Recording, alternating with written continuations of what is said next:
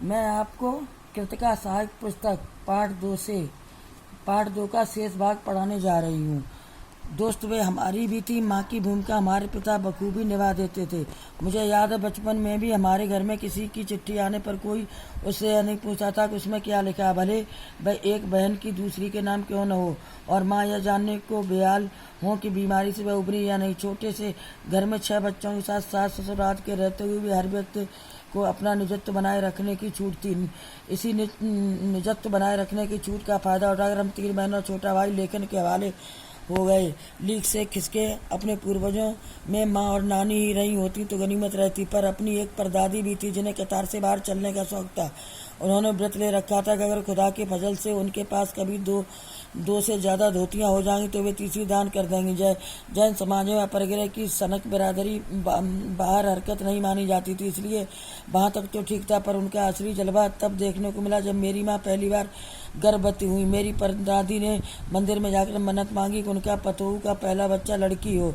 यह गैर रयाती मन्नत मांग कर उन्हें चैन नहीं पड़ा। उसे भगवान और अपने बीच पोशीदा रखने के बजाय सरेआम उसका ऐलान कर दिया। लोगों के मुंह खुले के खुले रह गए। उनके फितूर की कोई बाजी वजह ढूंढे न मिली। यह भी नहीं कह सकते थे खानदान में पुश्तों से कन्या पैदा नहीं हुई थी, इसलिए माँ जी बेचारी कन्यादान के पुण्य के अभाव को पूरा करने के चक्कर में थी, क्योंकि पिताजी की ही नहीं दादाजी की भी बहनें मौजूद थी। यहाँ पहला बच्चा हर बहू का बेटा होता रहा था। खैर माँ जी ने अपनी तरफ से कोई सफाई नहीं दी, बल्कि बदस्तूर मंदिर जाकर मन्नत दोहराती रही, पर पूरा नकुड़ गांव जानता था कि माँ जी का भगवान के साथ सीधा साधा तार जुड़ा हुआ है। बेतार क्या तार, इधर वह तार खींचती उधर टन से तथावस्तु बजता। मेरी दादी तो पहली मर्तबा में ही तैयार हो गई थी, गोद में खेलेगी तो पोती, पर माँ जी की आरजू किस कदर रंग लाएगी उसका उन्हें भी गुमान ना रहा होगा। लड़की की गैर वाजिब जुस्तजू सुन भगवान कुछ ऐसी अपरा तपरी में आ गए कि एक न दो पूरी 5 कन्याएं एक के बाद एक धरती पर उतार दी। भगवान को क्या कहें, माँ जी के सामने तो नामी चोर भी अपरा तपरी में आ जाते थे। माँ जी और नामी चोर का हिस्सा हो संभालने के बाद मैंने कई बार सुना था चोर के दीदार की खुशनसीबी भी हाथ आई तो हुआ यूं था कि किसी शादी के सिलसिले में नुक्कड़ की हवेली के तमाम मर्द बारात में दूसरे गांव गए हुए थे। औरतें सर दजकर रत जगह मना रही थी। नाच गाने और ढोलक की थाप के शोर में नामी चोर कब संद लगाकर हवेली में घुसा किसी को खबर न हुई, पर चोर था बदकिस्मत। जिस कमरे में घुसा उसमें माँ जी सोई हुई थी। औरतों के शोर से बचने को वे अपना कमरा छोड़ दूसरे में जा सोई थी। चोर बेचारा तमाम जुगारे प्यार दिमाग में बिठलाकर उतरा था। उसे क्या पता था कि इतनी बड़ी बूढ़ी पुरखिन जगह बदल लेंगी। खैर बुढ़ापे की ठहरी चोर के दबे पाँव की आहट से ही खुल गई। कौन, माँ जी ने इत्मीनान से पूछा। जी मैं, चोर ने युगों से चला आ रहा पारंपरिक असंगत जवाब दिया। पानी पिला, माँ जी ने कहा। जी मैं, चोर झिझक कर रह गया। तब तक माँ जी बिस्तर के बराबर में टटोल कर देख चुकी थी। लोटा खाली था। ऐसा कर उन्होंने कहा, यह लोटा ले और कुएं से पानी भर ला, पर देख कपड़ा कसकर बांधे रखियो और तरीके से छानियो। चोर घबरा गया। अंधेरे में उन्होंने कैसे जान लिया कि उसके मुंह पर कपड़ा बंधा और कमर से भगवान से उनका तार जुड़े होने की खबर उसे थी, पर बुढ़िया भाग भी छानती होगी, एकदम यकीन न हुआ। इसी से कुछ हैरान परेशान हो उठा। जल्दी कर भाई। तभी माँ जी ने कहा, बड़ी प्यास लगी है, पर मैं तो चोर हूँ, मारे घबराहट धर्म संकट के चोर सच कह गया हुआ करे। माँ जी ने कहा, प्यासे को पानी तो पिला, पर देख मेरा धर्म न बिगाड़ियो। लोटे के मुंह से कपड़ा न हटाइयो, हाथ रगड़कर धो लीजो और पानी कपड़े से छान कर भरियो। आप चोर के हाथ का पी लोगी, कहा न रगड़कर धो लीजो। सब नाच गाने में लगे हैं। तेरे और भगवान के सिवा कौन है धरा पर जो पानी पिलाएगा। भगवान वहीं कहीं उसके बराबर में धरे हैं। सुनकर चोर कुछ अकबकाया कि लोटा उठाकर चल दिया। पूरी एहतियात साथ पानी भरकर लौटा तो पहरेदार ने धर दबोचा कुएं पर देख लिया गया था। तब माँ जी ने लोटे का आधा पानी खुद पीकर बाकी चोर को पिला दिया और कहा, एक लोटे से पानी पीकर हम माँ बेटे हुए। अब बेटा चाहे तो चोरी कर चाहे खेती। बेटा बेचारा किस लायक रह गया। सो रोमांचक धंधा छोड़ खेती से लगा, सालों साल लगा रहा। जब मैंने उसे देखा तो बड़ा भलमानुस बूढ़ा लगा मुझे, डरा हैरान। परिवार की सुनी नामी चोर और माँ जी की कथा को याद कर वर्णन किया कि कभी किसी समय हवेली के सभी मर्द बाहर बारात में गए थे। घर में औरतें सज धज कर नाच गाने में लगी थी। एक चोर किसी घर में चोरी के इरादे से पहुंचा, लेकिन उसमें माँ जी थी। बेहाट पाकर उसी से पानी पिलाने को कहने लगी। उसने कहा कि मैं चोर हूँ, तब भी कहती रही कि हाथ धो ले और पानी लेते आओ। माँ जी ने उसी से पानी मंगाया, उसे भी ज़्यादा पिलाया और सीख दी कि तू मेरा बेटा हो गया। अब चाहे चोरी कर या खेती कर, चोर भी जैसे फंस गया और बढ़ गया माँ जी के हत्थे, चढ़ गया माँ जी के हत्थे। अब खानदानी विरासत कहिए या जीवाणुओं का प्रकोप, उन दो सनकी बुढ़ियों के बीच में अच्छी फंसी। एक तरफ माँ जी के चलते अपनी लड़की होने पर कोई हीन भावना मन में नहीं उपजी, दूसरी तरफ नानी के चलते देश की आज़ादी को लेकर नाहक रोमानी हो रही।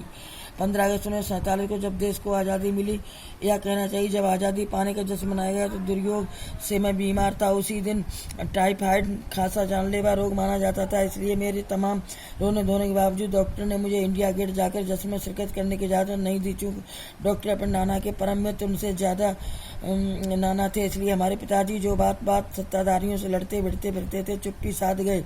मैं बदस्तूर रोती कलपती रही। कोई बच्चा इकलौती गुड़िया के टूट जाने पर रोया होगा। मेरी उम्र तब 9 वर्ष की थी, इतनी छोटी नहीं कि गुड़िया से बहलती और इतनी बड़ी नहीं कि डॉक्टरी तर्क समझती। तंग आकर पिताजी मुझे ब्रदर्स कराम जो उपन्यास पकड़ा गए किताबें पढ़ने का मुझे मिराग था। सो जब कुछ देर बाद मैंने देखा पिताजी को छोड़कर घर के बाकी सभी प्राणी पलायन कर चुके थे और पिताजी दूसरे कमरे में बैठे अपनी किताब पढ़ रहे थे, तो रोना धोना छोड़कर मैंने भी किताब खोल ली। एक बार शुरू कर लेने पर उसने मुझे इतनी मोहलत नहीं दी कि दोबारा रोना शुरू करूं या कोई और काम पकड़ूं।